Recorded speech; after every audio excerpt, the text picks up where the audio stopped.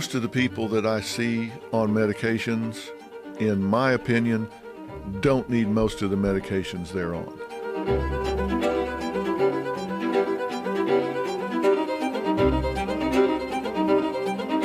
Since I've been on this new pain medication, I have not missed one day of work, and my boss really appreciates that. Lauren is there every day.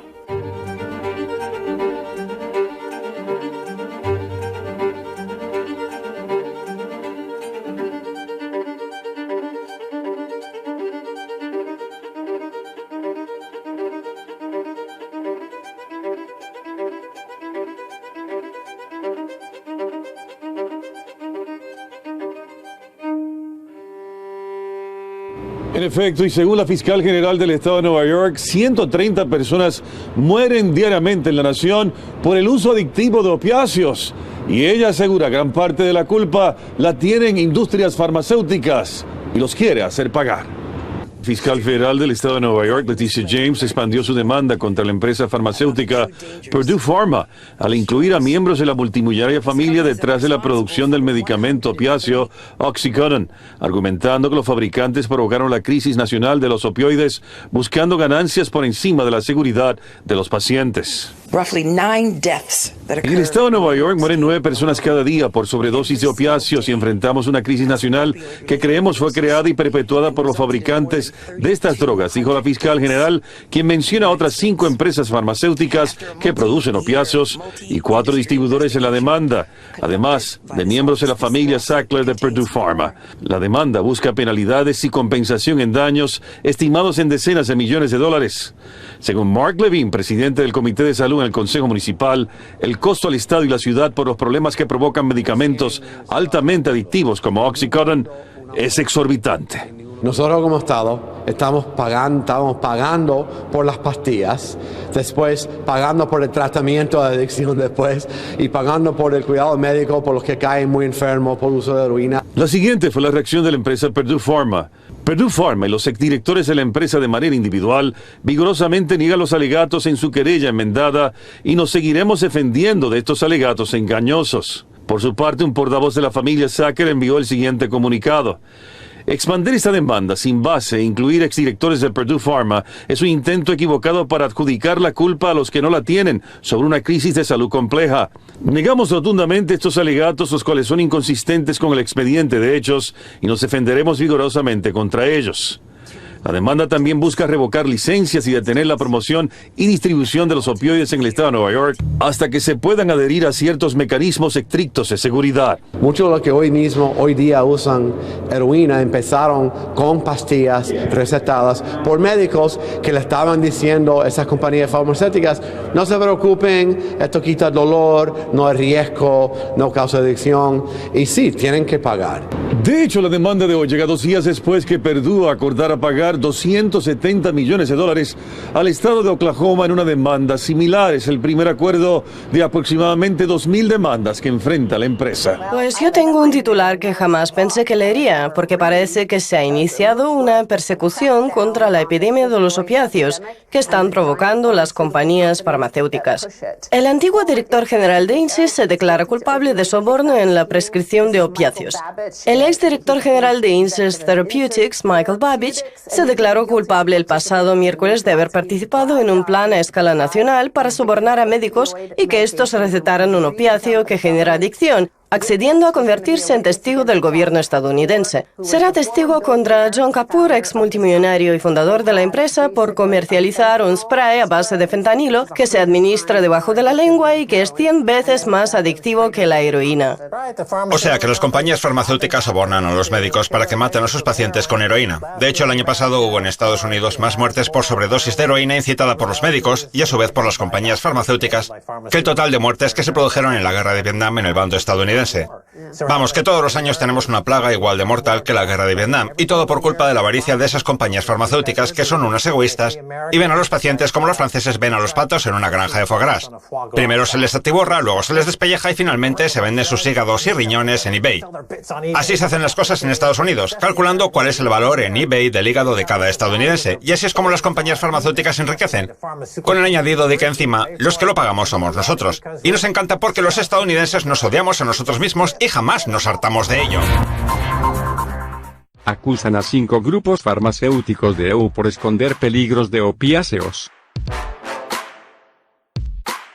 El estado de Ohio interpuso una demanda contra 5 grupos farmacéuticos acusados de haber disimulado los riesgos de adicción relacionados con el consumo de analgésicos a base de opiáceos, motivo de una grave crisis de salud pública en Estados Unidos. Estos fabricantes de medicamentos hicieron creer que los opiáceos no eran adictivos, que la adicción era fácil de superar o que podía ser tratada ingiriendo aún más opiáceos, aseguró en un comunicado Mike DeWine, fiscal de ese estado del norte del país.